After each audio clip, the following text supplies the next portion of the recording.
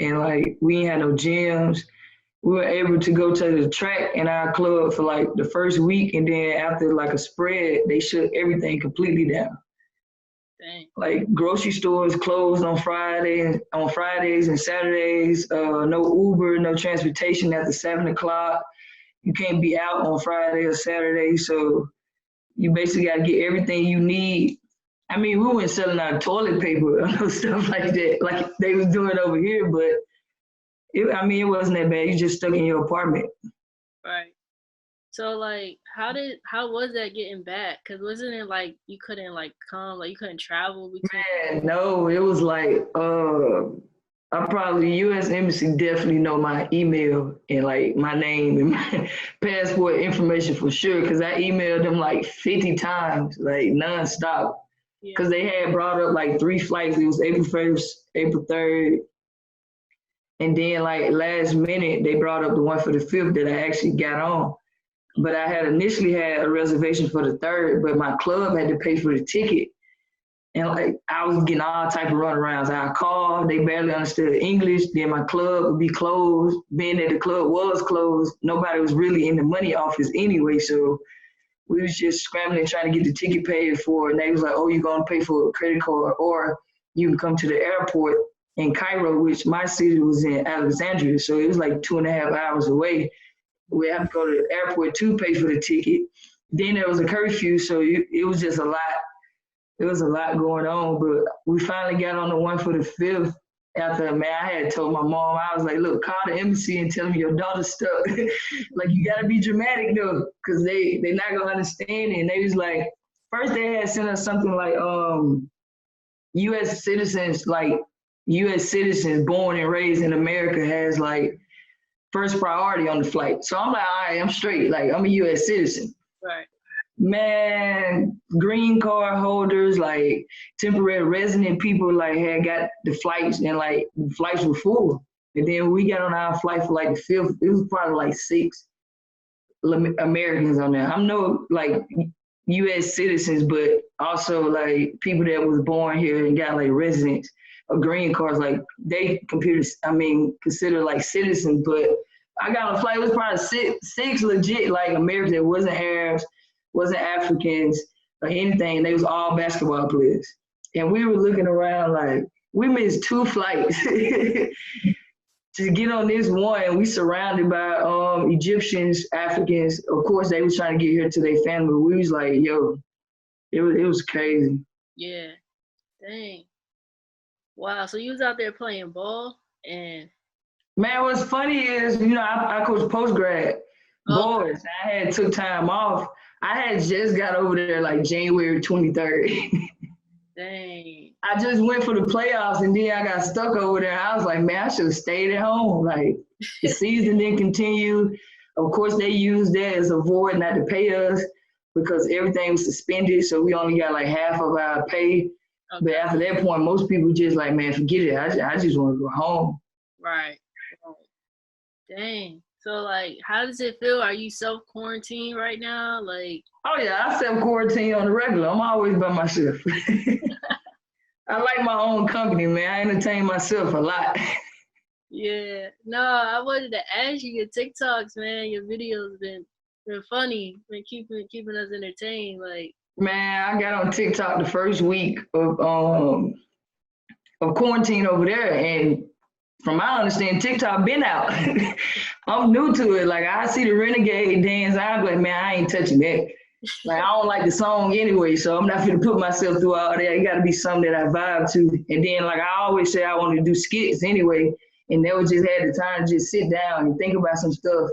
And now quarantine gave me all this content and these subjects, so I was just like, man, I don't got nothing but time to cut and paste, edit, get it to perfection because of all the other times just running to the gym, playing basketball, or doing some other stuff. So I actually had 2-3 weeks to learn how to master TikTok. So and I was like, I ain't making no more till I get home. I'm tired of wearing the same clothes in my TikTok. I gotta get home to my wardrobe. Yeah, I'm tired of having the same 4 shirts on, doing dances on different days. yeah. Nah, that's funny, man. So, are you inspired to like do anything else, like create stuff during this time? Like, Oh yeah, actually I'm in the works and now I'm making a podcast. You know, I'm a strong advocate and like with mental health. I know you probably see on my Instagram, I post a couple things with that. After I had a couple injuries that set me back during my career for as WNBA and overseas, I dealt with like depression and I deal with anxiety. I have real bad anxiety. And it's been very, very like important for me to reach other people because I do have a name. And so like when people can hear from me and understand what I've been through, it may help the next person. Because as far as basketball, there's nothing else with basketball I'm about to accomplish in my career. Like I'm not set out to accomplish anything else. Like Yeah. I've been there, done that.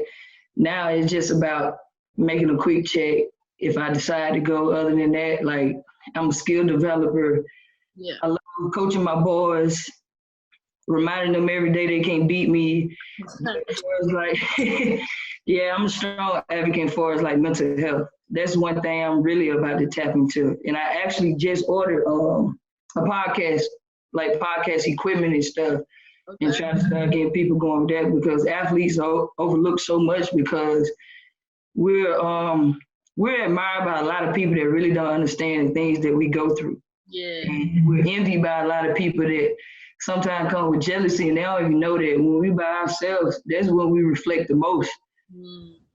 Real. And playing basketball for us was really, we was projecting a lot of our issues on the basketball court. And injuries take that away from you. You have to really understand like what you're going through. And that's very important for, I know a lot of athletes now, especially pros, are actually like Kevin Love speaking out on mental health, Liz Cambage.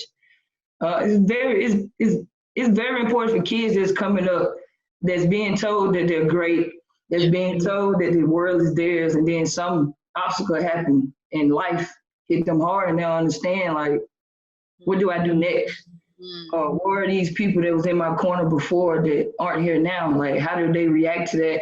Did I actually study something in college that's gonna help me if I'm not able to play my sport? And it's not just basketball; it's whatever you're trying to accomplish in life. So that's something that's very, very like I'm passionate about outside of the basketball. Yeah, that's real. I appreciate that because I grew up watching you, man. I grew up looking up to you. Don't make me sound old on here now. Nah, not like that. Not like that. But yeah. So I want to ask you. So you coach boys. How long you been coaching boys, and how's that been? This was my first year as like an official coach, but Paul Millsap program is fairly new out of Atlanta. I'm pretty sure you know who Paul Millsap is. Yeah. Played for Denver Nuggets. This was our second year with the program. This was my first year as a coach, but I also trained at the facility and stuff, so I've always been around. But I was like over the skill development and also like a mentor to the kids. And I think for them and for a lot of women, it's important because men that actually play the game respect us. Like I don't have not one player, one guy that even comes through that gym that doesn't respect me. You know, I worked out a couple of pro guys. They respect me, and coaching the boys is fun, man. It's like AAU. We traveling all the time. They're not in school. It's just an extra year to like get better and understand what you're prepping for as college. And I think it's important. My perspective on it because I was recruited heavily. I give them another insight on like recruiting, what these coaches like games are. You should go to the college that's best for you for academics and what are your actual goals in life and be realistic with yourself. Yeah. And definitely I hold them accountable because I played at Rutgers and all we know is accountability coming out of Vivian Stringer facility. And I think in the boys game, a lot of them are not held accountable. Okay. And that's because most of the time their parents are dependent on them to make it. So they're not held responsible for their actions because, he all right. He gonna make us millions one day, or is their AU coach that's getting something out of the deal? It's just a lot of people in their life that's not telling them the truth. And that's why you see a lot of your hometown heroes working at Walmart, McDonald's, UPS, like you know what I'm saying? You ran across one of your high school boys that was like really, really good, like, and he delivering your mail. Not saying that's a bad job, but he listened to the wrong people, and it's important because their first year of college, make or break you. We know that. We play this sometimes. That freshman year make or break you. It determines everything you're about to accomplish or what you're set out as far as your goals. So to get them to be able to prep, and I wish the women's side, I really push it for the women's side to have an opportunity to get a postgrad because the women's game is moving in the right direction. So I think it's important for women to also have that access. Yeah. Because boys get it. These boys get it, man. It ain't nothing for them to be like, oh, I'm going to go to postgrad. I'm going to chill here. Then they possibly go to the NBA. They don't even have to go to college. Once they do that 1 year remove, like, yeah. So I think it's dope. I'm going to get into the women's game, but I think my personality is more so for the men or the boys right about now because it's like it's so free. Yeah, yeah. Now that's interesting. Like talking about the women's, like the game is definitely changing. The WNBA they're starting to get paid now. You know, a little better than before. Like starting in there. So, like, what do you think about that? Just how the game's changing for females. I think it's going in the right direction. I just don't understand why it took so long because the game has been evolving. Since Brittany Griner stepped foot on Baylor campus, the game evolved. Sure. Since Candace Parker dunked the ball in a college game in the NCAA tournament, like when everything aligned, like the game has been evolved. I think the right doors are opening and the right people in place to open the eyes to everybody else. Because NBA guys respect it. A lot of college guys respect the women's side. It's just to get corporate, which is writing checks, to understand, hey, women are of value. Like, yeah. I remember one of my homeboys, I won't say his name, when I made it to the WNBA, he was like, oh man, how much? He's an NBA player. He was like, oh man, how much you make? I was with the Sparks, so Texas and Los Angeles was killing me. It was really like $42K. I was like 34,000. Yeah. He was like, I'm gonna let you look at some. He showed me one of his checks for like 2 weeks, and it was 40,000. I was like, yo. And he was like, man, it's messed up. It's messed up. Y'all can't even get like a tenth of it. I was like, yo, that's crazy. Like of course, 34,000 in the summer with 3 to 4 months. It's not bad fresh out of college, but True. him to sit there and we had dinner that he's paying for, and he'd be like, oh, look at this. And I'm just like, man, it's gonna get there eventually. And for the girls that's coming up out of college or whatever with AAU, it's gonna possibly get there. They have, I think, the right people in place right now to get it done. Yeah. No, I agree. And how was that, man? Like in the WNBA, like playing for the Sparks, and how was that experience? Man, it was dope. It actually was easy because I played at such a demanding university, playing for Coach Stringer, demanding coach. She held me responsible for everything. Yeah. Like when I say the epitome of accountability, like that lady is like the definition. She should be in the dictionary. Like when I got it, I felt like I was free because everything I did at Rutgers was never good enough. Like you can do more, you can do better. I get to WNBA, I make a mistake, and it's almost like you're looking for your parent to hit you, and you just looking around like, oh, I'm good. Like I was just getting back on defense. So it was fun, man, being in sports camp. The first person I met was Elena Beard. She's like a big sister to me. She's my mentor. And the first person I gravitated to was her because I remember her Duke and North Carolina rivalry games, and she was my favorite college player, her and Diana Taurasi. So to walk in training camp and see her, and like it's like we gravitated towards one another, and she was just always a person in my corner and taught me how to be a pro, like taking care of your body, what not to do, getting a proper amount of rest, starting your day off right is very important about your mindset. Yeah. And being around Candace Parker, of course, very competitive person. Yeah. CP is very competitive. I'm competitive too, so we used to talk a lot of junk with one another, but it was all fun. Of course, the person I was drafted with, Nneka Ogwumike was really, really cool. She, both of us, when we got in training camp, the one compliment we did get was the fact that they didn't feel like we was rookies. Okay. We both came from great programs with college coaches that taught us the blueprint. Right. So when they'll be explaining something, we out of nowhere just get out there in the court and do it. and they'll just be like, "Oh yeah," because like they're used to rookies coming in not knowing anything. Like, so for us to just fall right in place, we hit the floor running. So it was dope. And being in Los Angeles, live right in front of Venice Beach. My bad. It was real dope, man. Go out there every day. Yeah, that's crazy. Like, man, I feel honored to interview you right now. Don't do that, man. For real. Yeah, so like my last question for you, what advice do you have to, like, you know, somebody who wants to be in your shoes, or, you know, wants to follow your footsteps, like a young, either female or male basketball player? Well, first off, I tell them not to follow in my footsteps. I done had 4 surgeries. And probably have to have another surgery. Like I wouldn't say, I say do it better. I say with all this new technology they're creating, don't allow all these gimmicks to tell you what you need to do with your body, or all these other regimens. Like, stick to something that works for you and maintain it. And you got to be disciplined. The biggest thing is being motivated and disciplined. Whether it's your eating habits, I think in my time when I was coming back, I worked so hard, injury after injury, I really didn't even enjoy being in the moment, because it was like I had to go through this to get here. Now I'm here, what?